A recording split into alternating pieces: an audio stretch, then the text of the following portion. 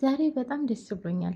የልጅነት እድሜን ከ10 ዓመት በኋላ አሳክቻለሁ ትላለች የዛሬ ባለ ታሪካችን። የዛሬ ባለ ታሪካችን እንግዲህ ስደት ከወጣሁ 10 ዓመቴ ነው። የተሰደድኩት በ16 ዓመቴ ነው። አሁን ላይ ደግሞ 26 ዓመቴ ነው። ያኔ ስሰደድ ምን ጥሩ ይሁን ምን መጥፎ ይሁን ምንም የማውቀው ነገር አልነበረም።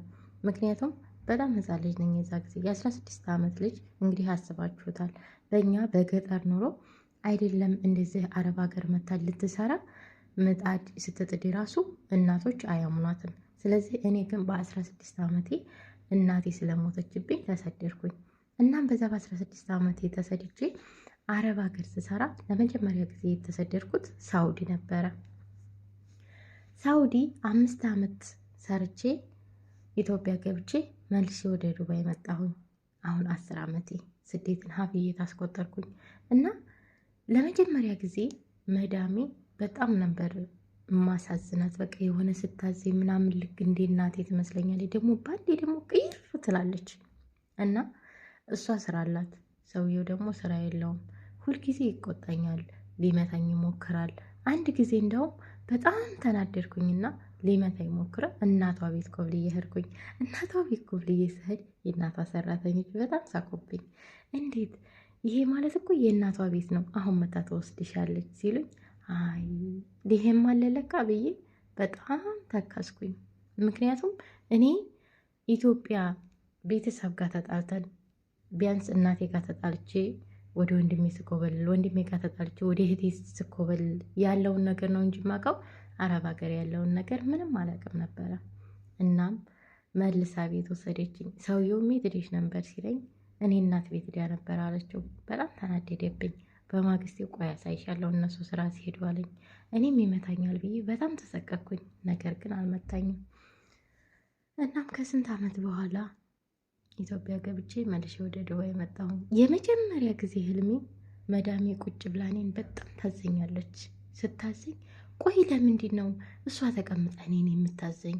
እኔም ሰው እሷም ሰው፣ እኔም ሴት እሷም ሴት በምን ትበልጠኛለች ብዬ ራሴን በጣም ጠይቅ ነበርና ዱባይ መጥቼ 5 ዓመት የሰራሁባቸው ሰዎች ሴትዮዋ መጥፎ ናት፣ ሰውየው ደግሞ በጣም ጥሩ ሰው ነው። እና ልጆች አሉ። እኔ ስመጣ የ1 ዓመት ልጅ ነበረች፣ አሁን 6 ዓመቷ ሆኗል። እኔ ከመጣሁ 1 ልጅ ወልዳለች መልሳ። እነዛን ልጆች በጣም እንከባከባለሁ። ሴትዮዋ ስራ የላትም፣ ጠዋትም ማታም ቀንም ሁልጊዜ ተኛለች። ሰውየው ራሱ ከስራ ሲመጣ ቢያንስ ፈካ ብላ ራሱ አትቀበለውም። እኔ ነበርኩኝ። ያኔ ታውቃላችሁ የአረብ ሀገርን ነገር ትቀበላላችሁ። ልብሱን አንስቶ ይጥላል፣ ያን ታነሳላችሁ፣ ጫማው ምናምን ሁሉ ነገር እያነሳሁኝ አጥባለሁ። ጧት ስራ ሲሄድ ቁርሱን አቀርባለሁ። ምንላለሁ። በዚህ ቅጽበት ሰውዬ እኔን ሄዶ ይኖሯል። እናም አንድ ቀን ጠራኝ። አቤት አልኩት። ሚስቱ ተኝታለች። ስንት ዓመትሽ ነው አለኝ። ደነገጥኩ። ስንት ዓመትሽ ነው አለኝ። 26 ዓመት ያልኩት። ባላለሽ አለኝ። የለኝም አልኩት። ልጅ አለሽ አለኝ። እንዴት ነው ባል ሳይኖረኝ ልጅ የሚኖረኝ ብዬ ለራሴ ጥያቄ ሆነብኝ። የለኝም አልኩት። እሱ ራሱን ነቀነቀ። ታዲያ ለምንድን ነው እንደዚህ እየሆንሽ የምትሰሪ? ይሄን ያህል ዓመት ኢትዮጵያ ልሄድ ያላልሽም ሲለኝ እኔ ሰርቼ ራሴን መቀየር እፈልጋለሁ። ከአሁን ቀደምም ሳውዲ 5 ዓመት ሰርቻለሁ አልኩት። በጣም አዘነ። በጣም አዘነና እኔ የምልሽ አለኝ። እሺ አልኩት። እኔና አንቺ እንጋባ፣ ግን ለሚስቴ እንዳትናገሪ፣ ለልጆችም እንዳትናገሪ። ከዚህ ቤት አልፈልግም ብለሽ ውጭና ሌላ ቤት እከራይልሻለሁ አለኝ። እኔም በጣም ተገረምኩ። ምክንያቱም ያኔ ህፃን ሆኜ መዳሜ እንደዛ ስታንቋሽሸኝ እንደዛ ስታደርገኝ ለምን እሷ ከኔ ተለየች ብዬ አስብ ነበርና የልጅነት ህልሜ ሊሳካልኝ ነው አልኩኝ። ሰራተኛም እቀጥርልሻለሁ አለኝ። እሺ አልኩት። እናም ከዛ ቤት አልፈልግም ብዬ ስወጣ ለምንድን ነው የማፈልጊው ብላ ሴትዮዋ በጣም ተናደደችብኝ።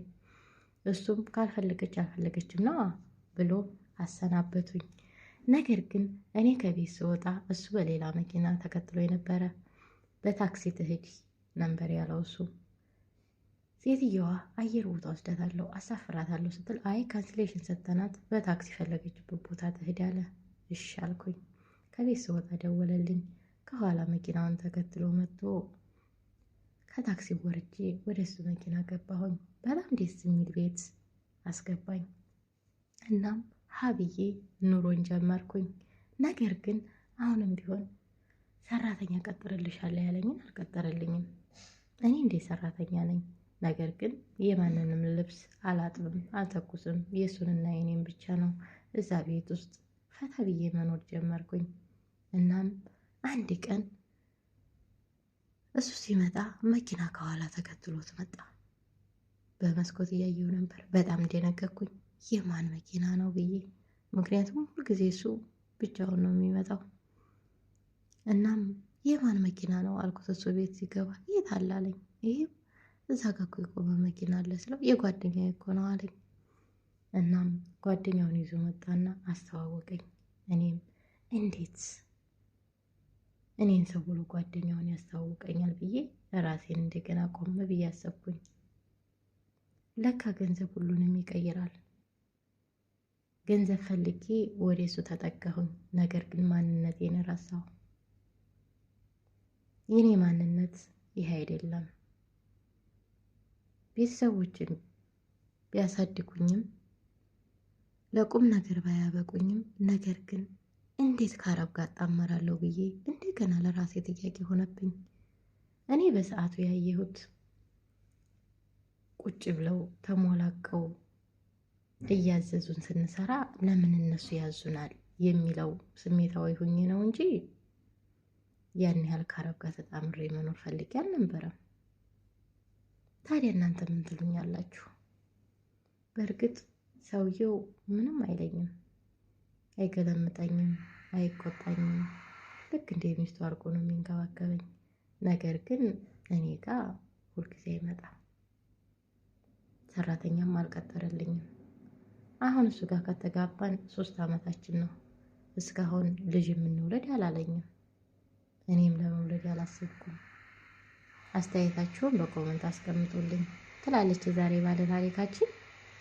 እና የእውነት እኔ ያሰብኩት ነገር ቢኖር ወይም አስተያየት ልሰጥ ያሰብኩት ነገር ቢኖር ልጅቷ ስሜታዊ ሆና እንጂ አረቡን ወደው አይደለም።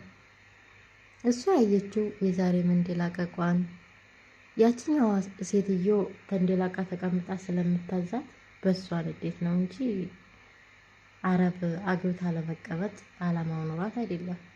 የሆነ ስንቶቻችን ነን ግን ቆም ብለን ሳናስብ ለውሳኔ የምንቸኮለው? ለውሳኔ መቸኮል የለብንም። ለውሳኔ ከመቸኮላችን በፊት ነገሮችን ቁጭ ብለን ማሰብ አለብን። እወዳችኋለሁ።